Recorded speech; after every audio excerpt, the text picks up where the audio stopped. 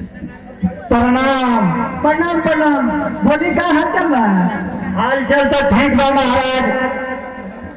आई बैठी। बैठो हो बबुआ। रुको अभी टाइम।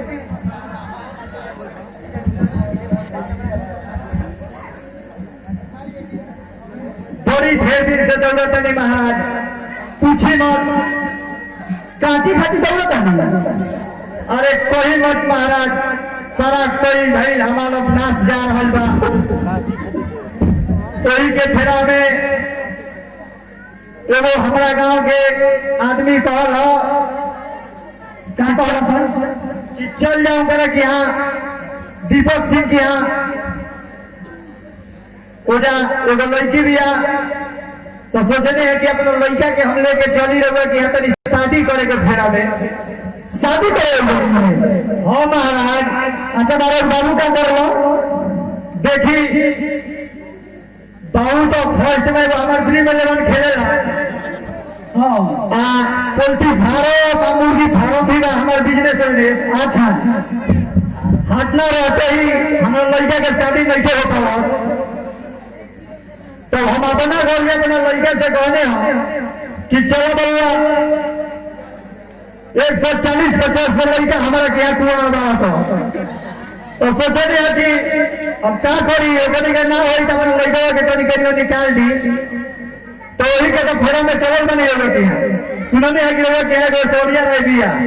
हाँ हाँ, ये तो बात सही बात है। बबली हमारे बहुत कहूँगा दिया। हाँ तो बोली का ये लड़का के शादी करेगा बा। देखी अभी 3 में 11 खेला था, कहीं जो तकदीर बदल गई तो लड़की के बॉम्बे फ्लैट में मिलिया सकता, अब सुख शांति के एकदम पूरा मतलब राज्य होगी ये बात। हाँ अच्छा। अरे क्या कहले विदेशी चाचा हमारे गिन के 140-50 में लड़का रखे बड़ा सा। वो विदेशी चाचा? हाँ सुनले तो बोली क्या कहता नहीं हो दिया बस बहुत कुछ दहेज बचाई। हाँ अरे दहेज का खाना वाना बना दे, 21-25 को साड़ी कीन दे, बहुत बढ़िया रहेगा। हमने के 2 आदमी रहने ना इधर माई गाड़ी का कान से सुनाई ना करेगा, कुछ बना के दे दिया हमने के खा लिया।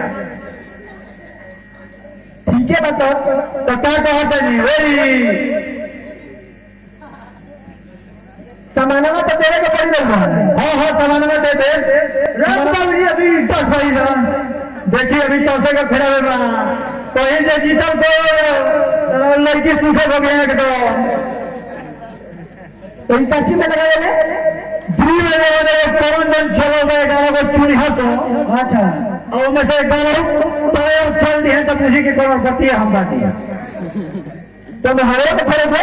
हाँ रोने के कहा कहते बेटी के लिए ठीक बात है, शादी पहुंचे समझ ली। हाँ तो ठीक बा, गोबर के नाम हमें जानते नहीं ना कौन का हो रहा हूँ ना ना ना रोने का तो हम शादी ना करें ना कहे जी गाँव के साथ पता है बड़ी मार मारे। अरे ना महाराज हमारे ना यही शादी है तो सुनने हमारे गाँव का। अरे ना हमारे ना हमारी महाराज ना महाराज झूठ बोलता नहीं। अरे ना ना रोवे झूठ बोलता नहीं। अरे महाराज कहीं तो 20 आदमी से फोन करवा के पूछा होता नहीं। और तो बात कराई तो बात हुई। अरे ना भाई अरे हमारे महाराज अरे महाराज बात बनी कभी हम पैर पकड़ लेता नहीं। पैर कहे पकड़े फोनवा लगाई पहले बात कराई। अरे महाराज हम एकदम सही बात नहीं, हमारे मेहरा लड़का एकदम भैंस खानी खा रहे दिक्कत नहीं। हमारे चाचा रहे यही बेटी बेटी है वही हमने के खा ले जा। एगो हमारे चाचा रहे उनको एगो लड़का रहे लड़की रहे, उनका शादी हम ये करे गए नहीं जा का कहीं सब दिए ना भाई। अरे ना महाराज ये कौन बात नहीं है, कौन बहुत बने। अरे लड़कियां तनी कान रहे लड़का तनी लगा रहे और नामों पर जानते के रहे छोड़ी उसे बात कर दिया सदिया कौन महाराज चली शादी रही भाई। अरे महाराज कली ना भाग शादी ना महाराज कली ना शादी ना हो